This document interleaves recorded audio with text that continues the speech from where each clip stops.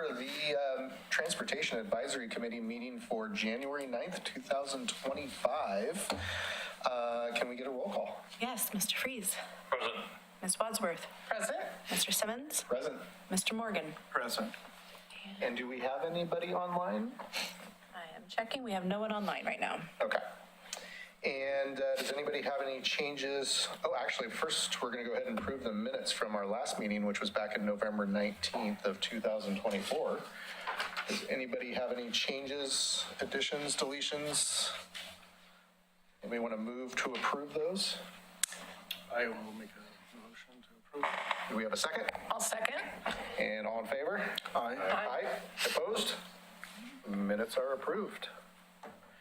And now on to the agenda. Do we have any additions or subtractions for our agenda today? I do. Okay. I'd like to talk about fire evacuation. We talked about this a year or so ago, and we kind of stalled it. So we need. Actually have that on a future agenda item that Dana's going to bring back to us. Cool. So yeah, we've got that as a future agenda item that she was going to get the most current update and bring it back to us on a future date. So we're all thinking in the same spot. Okay. I assume we do not have any public comments. Safe to assume. All right. Going, gone. And we're on to our new business. So Bruce, looks like your new appointment will be effective on January 15th at the City Commission meeting. So congrats on that. And then we can go ahead and vote for our chair and vice chair. I'm more than happy to continue on if you guys will have me as chair. And if anybody else wants that position, speak up.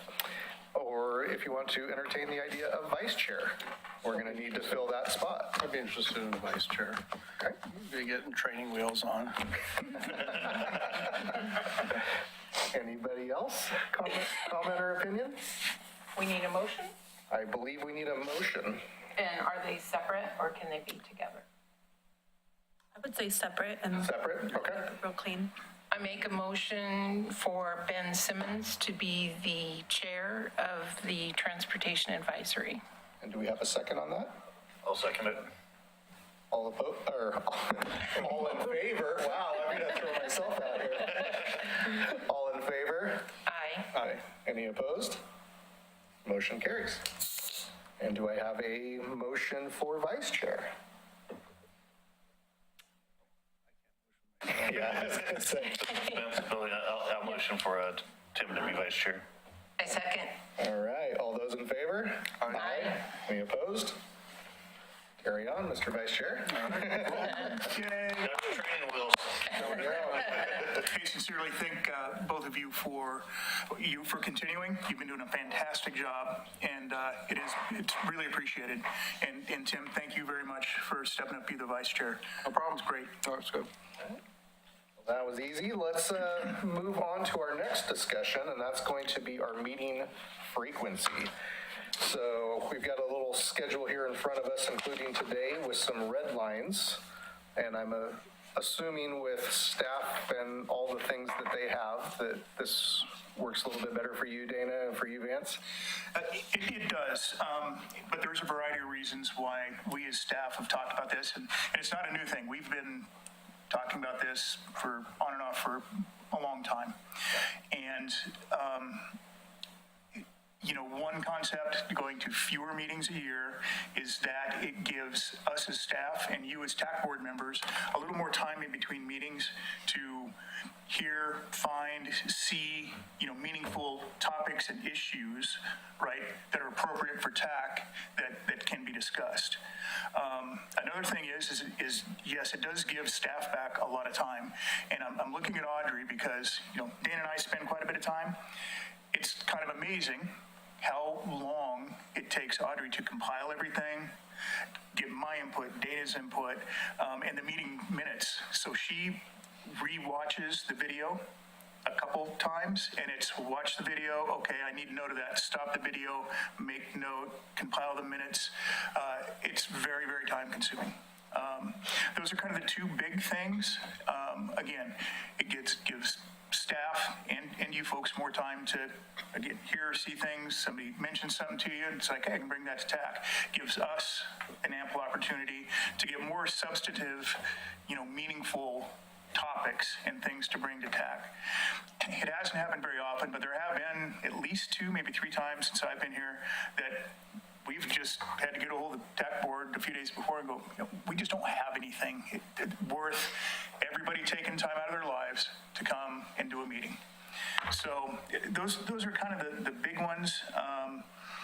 Certainly if there's something that occurs that needs tax attention and we can't wait 2 months, there shouldn't be a problem with us coordinating with each other and setting a date and having a meeting. Typically December, we don't have meetings, but, if we needed to make one up, I don't really see a problem with that.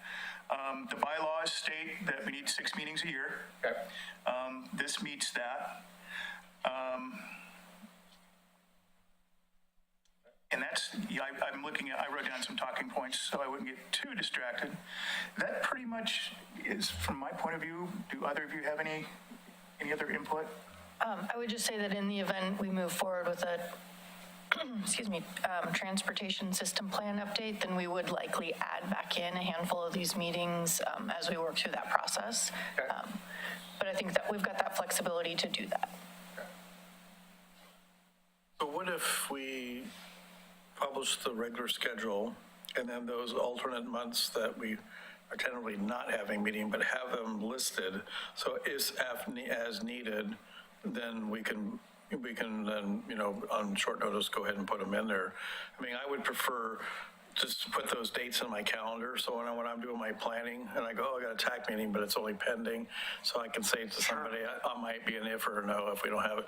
And then that way we kind of know that if you need an emergency scenario, that's something to discuss. I think that's a great point. We have those, like the February 13th date, not if needed, in the calendar. And these Then are we the don't have to permanent really dates. And then we figure out the schedule for this room and everything, if you're not backfilling those dates with something else. Yeah, very good point. See, brand new vice chair and you're already knocking On that. top of it. So, So I can update the calendar. Oh, you'll get 2 separate invites. So maybe I could do it every other month of yes, every other month as if needed.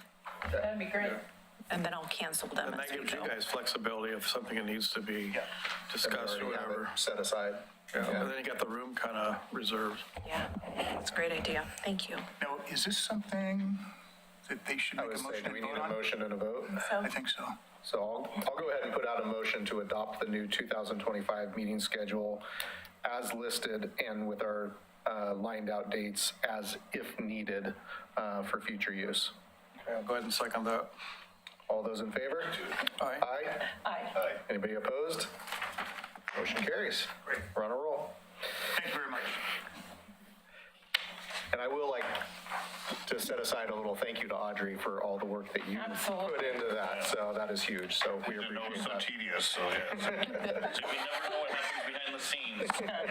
We just assume we show up and we come back in. Thank you all. All right, so we are on to reviewing our interview questions. I know I've been here for a few years, and I don't think these have changed since Right. day one. So I've been here 6 years, and they were the same, at my first meeting. And I thought I remember, Ben, you mentioning something about taking a look. I raised the question after the last round of the last interview that we had with Bruce, and mentioned it to Dana and Audrey, and it's like, it might not hurt to have the TAC board just kind of look at the questions. If you don't want to, it's totally up to you. It does not matter to staff, the questions necessarily. If you want to keep them the same, that's fine. If you want to change one or add one, that's your prerogative.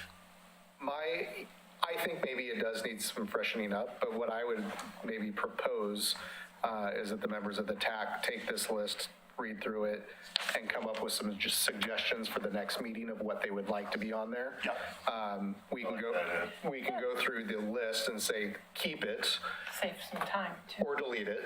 Yep. And then at that future date, we can say, here are the proposed ones that we would like to add. I So, think that's a great idea. Yep, okay, very good. so little homework assignment for everybody is if you want to delete something or if you want to go ahead and add a new question, please bring that question to the next meeting. Bring that back in March.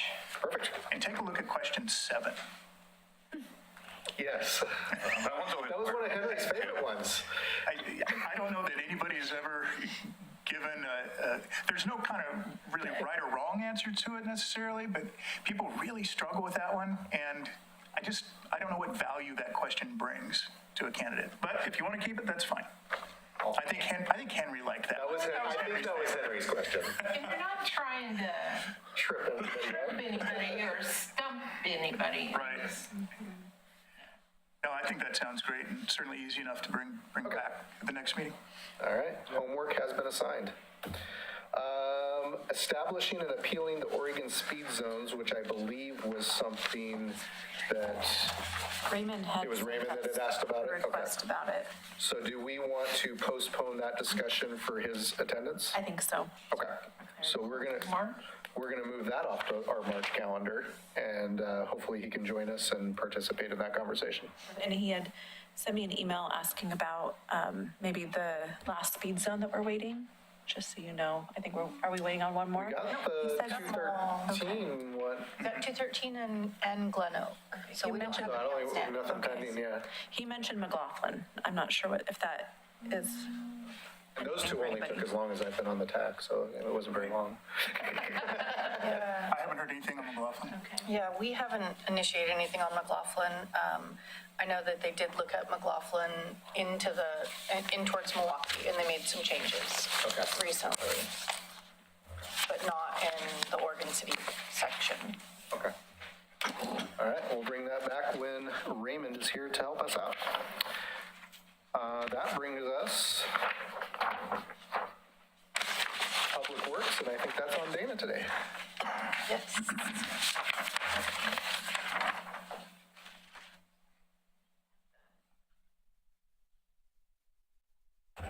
So first off, just a quick visual of our traffic counts webpage. So we just recently completed our 2024 traffic counts. That includes, those are those tubes you see across the road. We recently adjusted our process, and we now do 1/3 of the city at a time. So I'll kind of show you that map here in a minute. But all that data is available on the city's webpage in a couple of different formats. Our GIS staff has made kind of a visual, like map style page, but also you can open up those speed, volume, and classifications for each roadway. So there's a lot of data on there.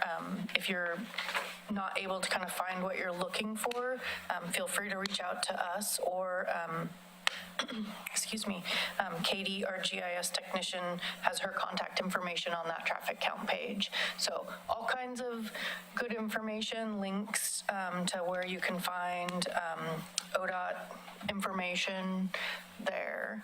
The next slide shows kind of the three different zones that we created within the city. And so we really tried to kind of do it kind of as much as possible in a graphic area. And a lot of this was based on feedback from the technical team, the firm that we reach out to do our traffic studies. And when we were doing the entire city every 3 years, it was becoming a scheduling issue because we have a very small window that we want our traffic counts done in. We wait a little bit later than a lot of agencies because we want the community college fully underway. We want to be able to grasp all of the traffic. And they don't generally, I think, start until very, very late September. So most agencies want school in progress.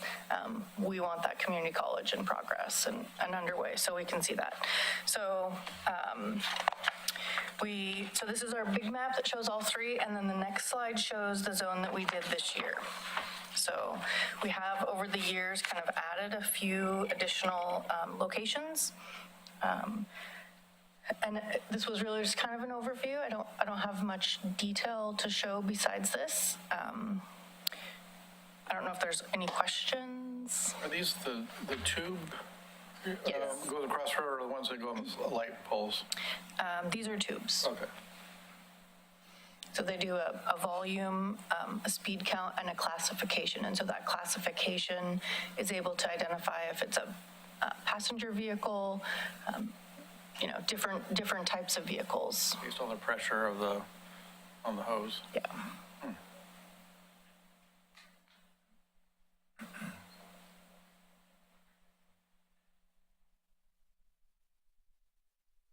All right, if there's no questions, we'll go to the next item. So this is the Washington Street corridor concept design. So I'm going to give you a little bit of background, and then I'll kind of walk you quickly through the corridor. So I did share this presentation with the City Commission back in November, and they did generally approve this concept to move forward. So what occurred is the developer of the Abernathy Green project, which is the landfill site, applied for funding at the federal level through Congresswoman Chavez-DeRemer's office for community project funding. And at that time, that funding was for modernization of road systems and to provide easier, safer access to community, retail, and entertainment facilities around the proposed project.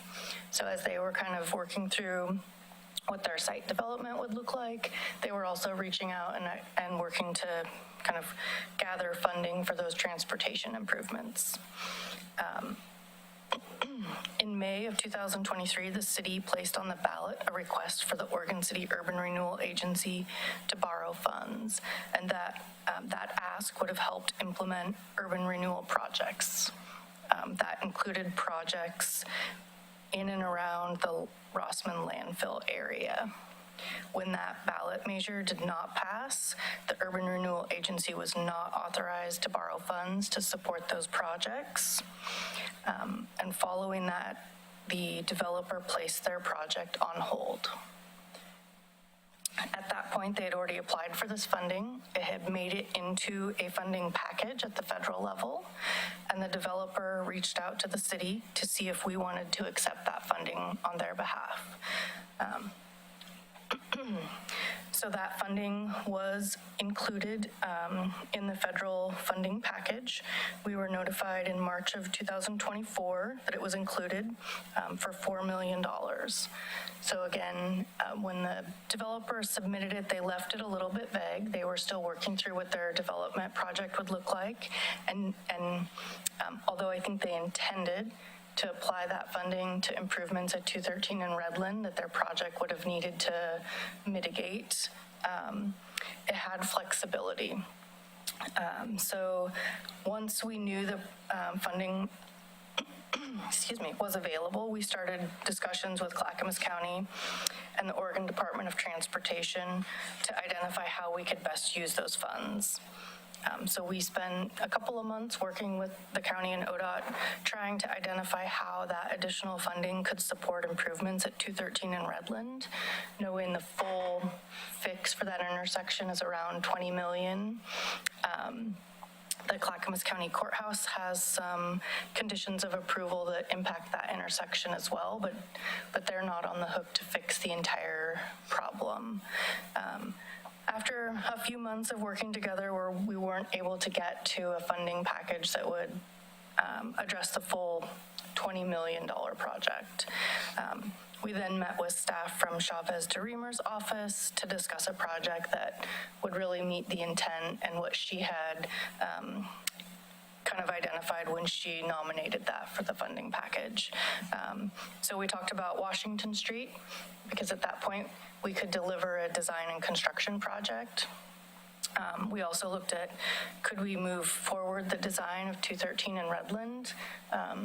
And in all honesty, I have a 90% set of plans, but they're 20 years old. And so we paid for that design, 20 years ago. It's been sitting on the shelf trying to find funding. In the meantime, design standards have changed. All the staff at the state level that were part of that plan review are gone. And so I'd really be starting almost from scratch.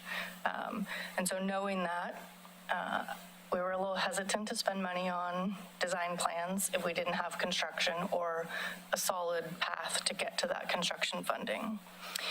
So after kind of all those meetings and attempts to, work that money into a solution that we know we need, we ended up with a project that would get us design and construction, so we could fully complete a component of that corridor.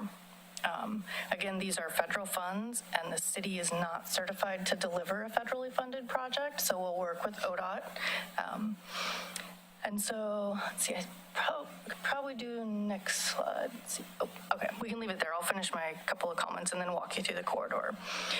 So then, in order to move this project forward, we are working with ODOT to amend the State Transportation Improvement Program. So that's all of the monies spent within the state on transportation. That has started. We also have to amend Metro's Metropolitan Transportation Improvement Program, which is all the money spent within the metro boundary on transportation. So those are both in progress. Our next step will be to execute an IGA with ODOT to deliver the project. And then we would work through with ODOT a request for proposal for design consultant services. So kind of big picture on the schedule, those two state and metro amendments are underway. We'll continue to work through those probably through September of 2025. An IGA with ODOT is taking 6 to 9 months currently. So they've started pulling that first draft together, but I don't anticipate it'll be done till more like September. So design would start in October of 2025 with the goal of awarding a construction project in August of 2027. And so I'll kind of walk you through this corridor. So we're looking at Washington Street, starting at Abernathy, and so the other leg that kind of goes up the top of the page is the short little segment of 17th. So in this section at Abernathy, we would start on the east side of the road, and we would address that missing piece of sidewalk in front of the antique store. That section's going to be tight. That building is very close to the edge pavement, but our goal will be to get an ADA compliant sidewalk in there with street lighting. The street lighting will be the tough part, but we'll do our best to figure out how we can get some street lighting in that section. We would address the ADA ramp on the other corner, and then we would connect into that sidewalk that meanders along the end of the Oregon Trail site. The sidewalk there is adequate. We would add in some street lighting to just help make that area a little more pedestrian friendly. From there, the driveway to the end of the Oregon Trail, that existing sidewalk out there, we would add an RRFB, the rapid rectangular flashing beacon, connecting the parking that's available at the Amtrak site to the end of the Oregon Trail. So for those events that occur down there, National Night Out, there's Concerts in the park, things like that. handful of events that see use of the parking on the opposite side of the roadway. So that would provide a nice, safe place to cross. There'll be a center refuge there in the middle of the road too, right? No, I don't think we'll be able to squeeze that in with the turn lanes. Oh, gotcha. Okay. Because that's going into the train station right there, isn't it? Yeah, and then the other one on the other side has the end of the Oregon Trail. So we'll pick up those ADA ramps, bringing all of those into compliance with current day standards at the driveway for the end of the Oregon Trail. And then you can see we start to pick up a sidewalk that's missing on that other side. So I think that takes us to the next slide. Do you want to explain? Is that one of the reasons why there's no sidewalk proposed in that one section because of the hotel? Yes, the piece that's missing the sidewalk on that previous slide. back. Thank Yeah. you. So those pieces kind of from where 17th would be to the Amtrak station, those properties are part of a land use decision that includes sidewalk and frontage improvements. So knowing that that project has a land use approval and can move forward, we did not include that sidewalk and street lighting. Yeah, and so once you see the whole corridor, ideally, we'd like to have sidewalk on both sides, but this would get us at least sidewalk on one side and that safe crossing location with the RRFB to get to Abernathy. And the idea being when that project comes to fruition on the west side of the road, that they would infill that. Yes.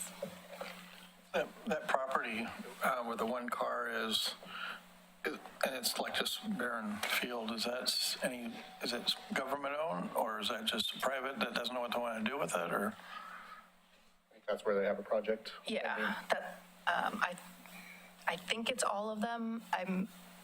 If it's excluding one, it's excluding one right at the very corner, possibly. I would have to dig back in the land use files. So at the corner of basically 17th and Washington, the building on the corner, I believe, stays. It's a little body shop. Yeah. And then just up above that is a historic house, and it stays also. And sort of behind the historic house and it'll be kind of northeast, that big lot, Tim, with the car, that one, the sliver next to it, and potentially the lot you see kind of the top of the screen, I believe those will all be incorporated into this project. So Dan Fowler, local entrepreneur, builder, he and some partners are looking at putting a hotel in that area.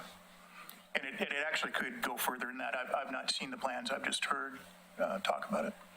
So not where I don't know if it's still, it used to be a welding shop. Yep. I think it stays from what I've heard, Maverick Welding, yeah. Maverick Road in this building. Isn't it this one?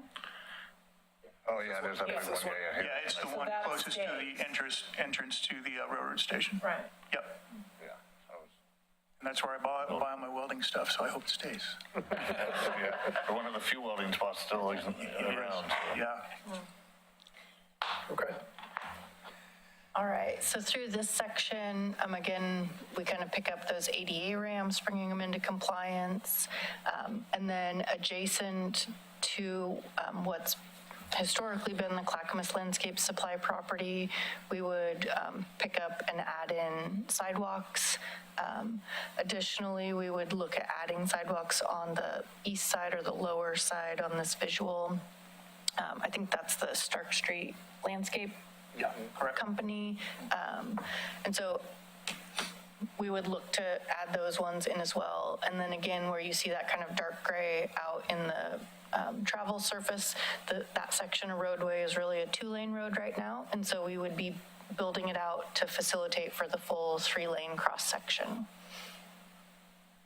And did you, out of curiosity, did you guys know that the landscape company is leaving? Yeah, so That was gonna be my I was gonna ask how that affects us.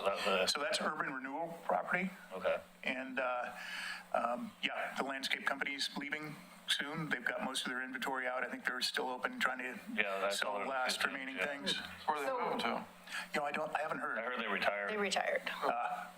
So would we want to put that sidewalk in that portion with the thought that somebody would be buying it and building on it, where then it would be their cost? It's a good question.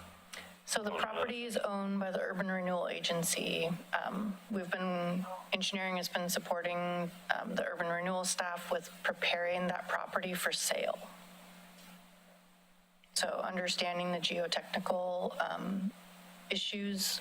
It used to be the Stimson Lumber Company, so working through some environmental pieces about, what's out there in the ground, keeping an eye on groundwater out there. We've got some piezometers out that we measure the groundwater levels periodically.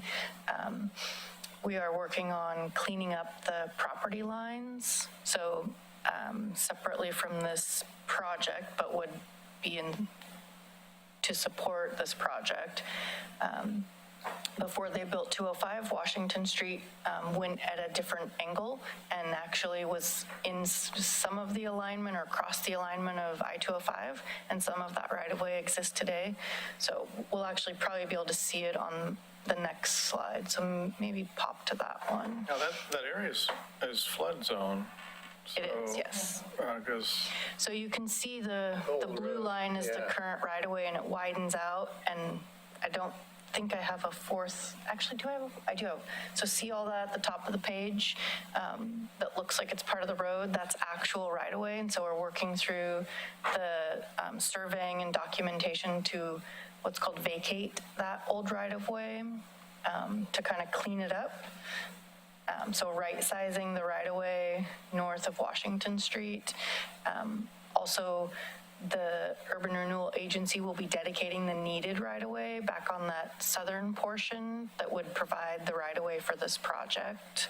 I can't speak to the timing of the Urban Renewal Agency's intent to sell the property, but I believe, if they're moving forward with that in a, reasonable timeframe, we should be able to accommodate driveway needs for a proposed development on it. Costco wanted to go next to Home Depot, and then they were getting fought, but I wonder if that's going to be big enough for them to go there. I don't know. Interesting. It'd be So- nice to have a Costco here. I think my understanding tired is of going to the Clackamas. Urban Renewal Agency, I don't think their intent is to just place the property on the market for sale. I think they're going to do a request for proposals and ask for a proposal from a developer on how they would develop it. They got to figure out how to get it above water level, though. Because depending on what you're going to build, you're going to have a lot of stairs. Only reason I'm aware of this is because I think it was in November, I was cleaning through my old VHSs and I came across a KGW of the Great Flood. And so my wife and me sat there and watched it. It was fascinating to watch that. I mean, I remembered it. And it was all down this area, all, down by 14 Corners and everything. And it was, my son always says the Great Flood came and then the museum never recovered because that was shortly after one of the canvas, ripped off. But it was hard to realize how much water there was in that area there. It's a difficult site, no doubt. Yeah. Yeah, so we would continue our sidewalk up to connect to where that sidewalk in front of the Metro property ends. And then on the other side, it's a little bit tough to see even from the roadway, but you can see it in this graphic. We've got essentially a meandering sidewalk, on that east side of Washington that kind of runs along a bunch of that property. So we would utilize that. And that green, is that a bike lane? That green is a planter strip to address our stormwater treatment. So creating that much new impervious in a roadway surface means we'll have to provide water quality treatment. So it would be a landscape, possibly a swale. So it would include a bike lane, but Nice. so that gets us about a $4.5 million project. The grant or the federal funding is $4 million, and then we would contribute about $500,000 in match that we would provide out of the transportation SDC account. And then correct me if I'm wrong, that grant was tied to this particular property, so It was tied to their project, and so the intent was that it was access to transportation that could support the landfill site. So we looked at, tried to work with ODOT in the county on 213 in Redland and couldn't get there. We did look a little bit at Abernathy. It's currently a county roadway. Washington is a city street. And so we selected Washington Street to utilize the funding. how far off on the Redland Road conversations with the county and the state? Were we even close? Not even, ballpark? No. We weren't even at halfway. So pretty unrealistic that we would ever find okay. So the property next to Home Depot, is there anything pending on that? Because there was a proposal to Park Place Neighborhood Association had one of the guys there showing the concept plan of the multi-use, retail, grocery store, and then housing above it. Probably need an answer from planning. My understanding is they have an approved land use document. They've just kind of placed their work on hold. But I would confirm that with the planning department. Well, if we've got this grant that needs to be used, and we could extrapolate a little bit that if we're cleaning up the area and spicing things up and making it look nice, that we might facilitate more of those projects actually coming to fruition. So I like it. And timeline again for, Our hope would be to start design in October of 2025, and then ideally construction in August of 2027. So a handful of the property acquisitions are those urban renewal properties, and I'm hoping to get those resolved before we get too far into the project, but I do have some small acquisitions, and on a federally funded project, the right-of-way phase typically takes 12 months. So is there any planning to have it, to advance it to 4 lanes? Nope, the 3 lanes is our transportation system plan. Okay. Good. Okay. very nice. So there's my slide about timing. I didn't print my slides, I just printed my, no, it's fine. So yeah, again, that's kind of just that concept. Any questions? Anything else about where the old mill was at? They were talking about doing some constructions with the pathway and putting the footbridge and all that. The mayor Blue was, Heron site? yeah, the Blue Heron. So the Confederated Tribes of the Grand Ronde has submitted modifications to the master plan. And so we're working through that land use process. Kind of in conjunction, but a little bit separate from that, we are having discussions about public utilities to serve the site, public roadways within the site. But there's been no updated land use decision yet. I think, can't remember the timing on it. But so if you go on the city's webpage to our project page, you should at least be able to see their application that they submitted. And I think what they submitted is their first phase, and it's the chunk of their land closest to Highway 99 and Main Street. So it's that first chunk of their project, and it Pretty is. well cleared out now, that first Yeah, section. exactly. Yeah. And in this first phase, I mean, they have some conceptual drawings we've seen of buildings and stuff, but it's really more getting the utility infrastructure in the roads in, as far as we And understand. they also received some federal funding for their project. So they're kind of working through that as well. Thank you. Before we hit adjourn, does anybody have anything that they would like to add to future meetings? Any topics of conversation we didn't address, or? Well, we mentioned about Yep, we're gonna, fire evacuation. yep, emergency evacuation plan is gonna come back. Is there anything else we wanted to get on the March 13th meeting? Have maybe an update on how the project is going on 205? How far off are they? Oh, the bridge Yeah. project?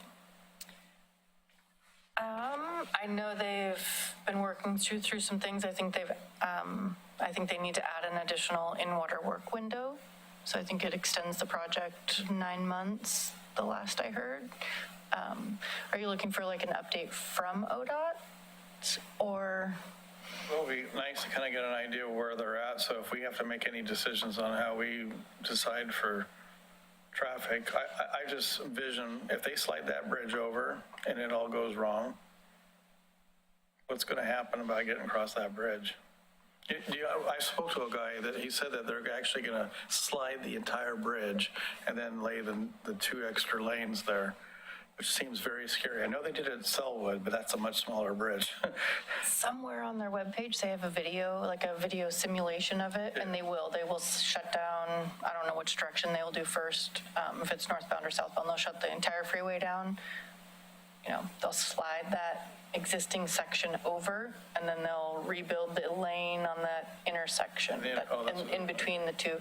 So the bridge itself today is 2 separate structures, and so one will slide, they'll do the expansion, and then the other one will slide.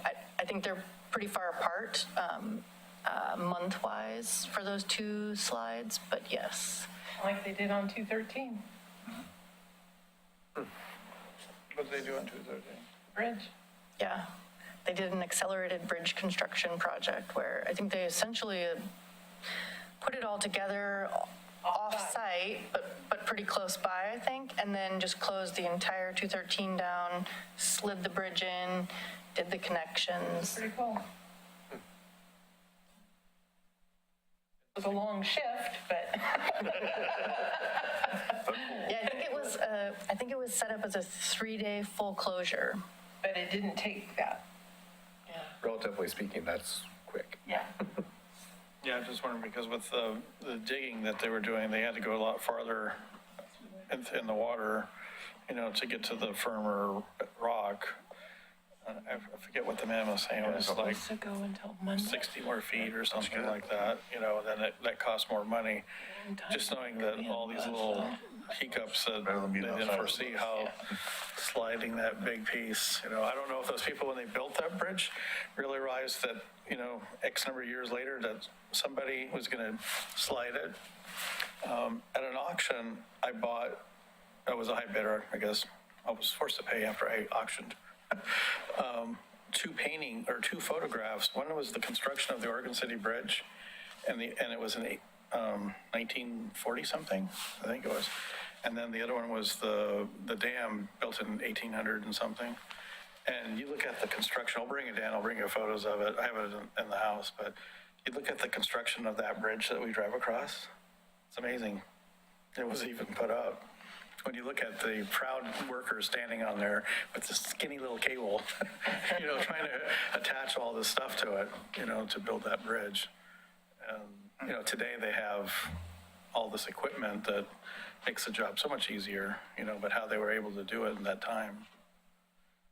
And it's still standing. So, I don't know how good a shape it's in, but it's still standing. All righty, well, with that said, unless I got any other objections, we'll go ahead and adjourn the meeting for today. And thank you, everybody. Thank you. Thanks, folks, appreciate it.